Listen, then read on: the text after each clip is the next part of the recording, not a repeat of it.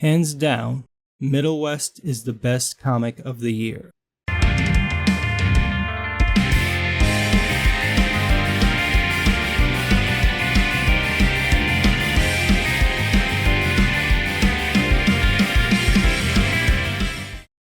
Oh boy, I've been waiting for this book all year, since I saw it announced. All I needed to see was this.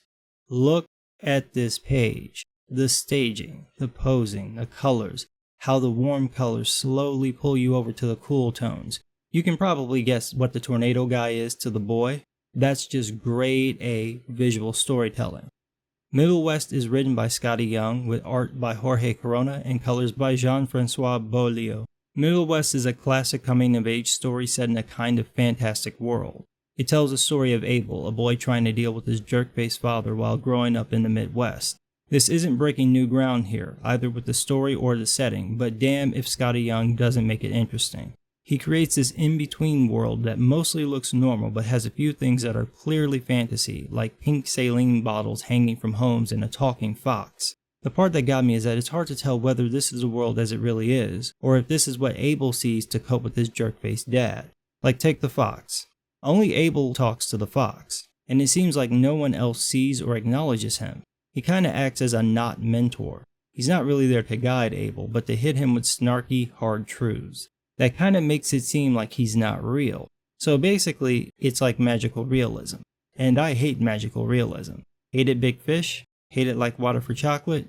Either tell a real story or a fantasy story. Don't give me this tall tale, maybe it did, maybe it didn't happen crap. But Middlewest is so damn interesting that if it is just in Abel's head, I don't care.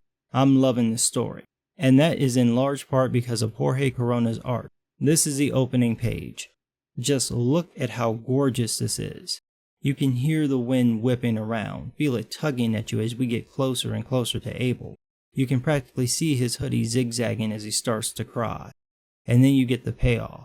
And oh my damn, look at this page. This is what comic books are supposed to be. This goes down to the character designs as well.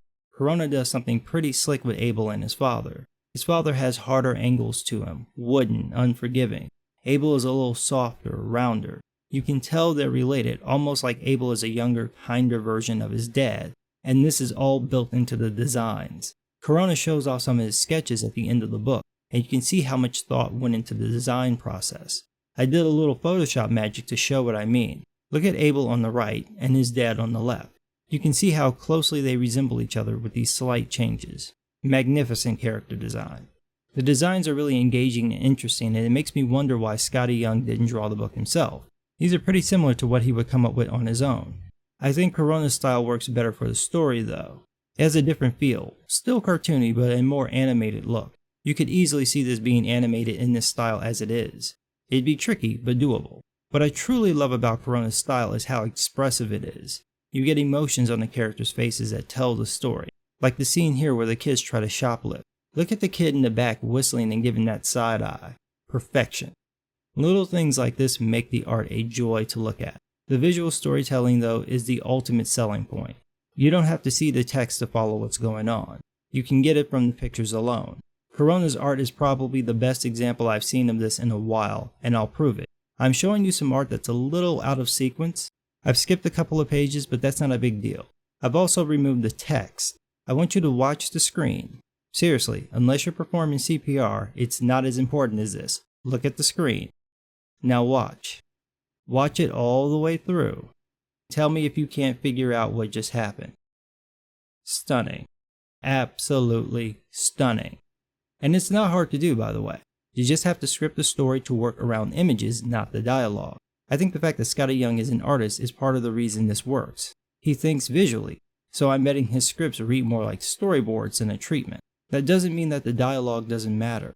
It only means comics, which are a visual medium, should work from the visuals first. The dialogue should flesh out, not tell the story. That's what novels are for. Another thing worth pointing out about Corona's art is that he doesn't use a lot of straight lines.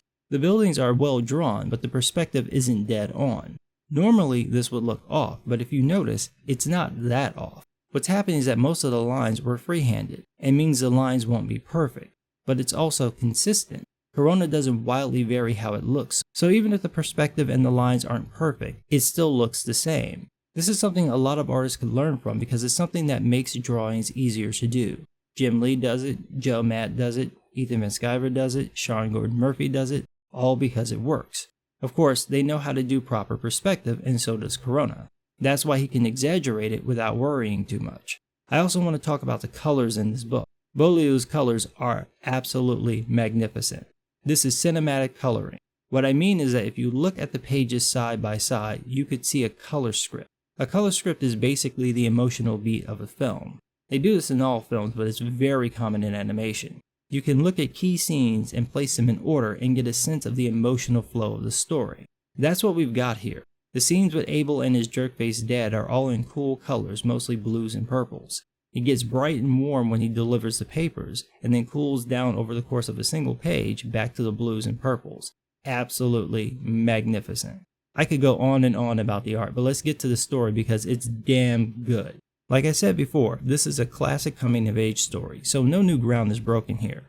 You'll recognize all the tropes immediately, and they work because Scotty Young gets how to work them. We get this foreshadowing in A Nightmare as the opening, and then we see how much of a jerk his dad is. Scotty Young does lay it on a little bit thick, but I think it works because he needs to get us to hate this guy fast, and boy does he. Abel's dad chews the boy out for waking up late for his paperboy job. Abel's been doing the job for 4 years, and he's been late twice, but Jerkface doesn't care. He starts yelling, and we get this moment where he throws the alarm clock and breaks the family photo on the nightstand. Abel says he's been getting up at 4:30 every morning for 4 years, and his dad only notices when he makes a mistake. Jerkface says, "Welcome to the fucking world, kid, where we all work hard and no one gives us a cookie at the end of the day. Now, if you're done patting yourself on the back, you can wipe that scowl off your face and get your ass out there and do that job you think you're so good at." Say it with me, folks. Asshole. So Abel runs off to do his job, and we meet the fox, who's basically a dry snark factory. In my head, he sounds like Seth MacFarlane. Abel's papers get blown away, and look who shows up. Diversity! Seriously though, it's not that bad. Yeah, it's unlikely that this little Midwest town would have an Asian and a black kid, but they're not doing anything other than being there, so it's cool. The fat kid talks Abel into stealing from a gas station, and they get caught. This is where the story goes south for Abel. His dad won't let Abel into the trailer home. He says that Abel is a big man who thinks he can steal, so he can sleep outside. When Abel tries to apologize, Jerkface ain't having it, and Abel says that this is why his mother left. And then we get this moment that is pretty much all you'll ever need to hate this guy. He says to Abel, "You're pathetic. You think she left me? Your mom and me were good. She loved me. We were fun. Then you came along, and she realized she wasn't cut out for the whole parenting thing. It was too much." And Abel is like, "What are you saying?" And Jerkface goes, "I'm saying that your mother didn't leave me, Abel. She left you." What a horrible thing to say to your kid. It's worse than saying I hate you. It's saying I don't and never did love you, and neither did your mom. That's pretty much all you need right there. Rat Bastard says this, and it's instant hate from the audience. It's also pretty clever because instead of the dad disowning his son, he uses the absent mom to say what he really feels. Abel says "fuck you," which is pretty tame given the situation, but it fits what a hurt teenager would say. Rat Bastard makes him say it a few more times and then pimp slaps the boy. Then Abel says, "Does that make you feel like a big man?" And that's when the whole thing changes. Rat Bastard turns into this twister monster and chases Abel. The fox suddenly appears and leads Abel to a train. Abel just manages to hop on, but as he does, Rat Bastard Jerkface stabs him through the heart. We see this yellow glow, Abel's now broken heart, and as the train pulls away, Abel breaks down. And I'm like, where's the next issue? Where is it? I need it right now. It's like reading Naruto and Full Metal Alchemist and Bleach again. I gotta have it.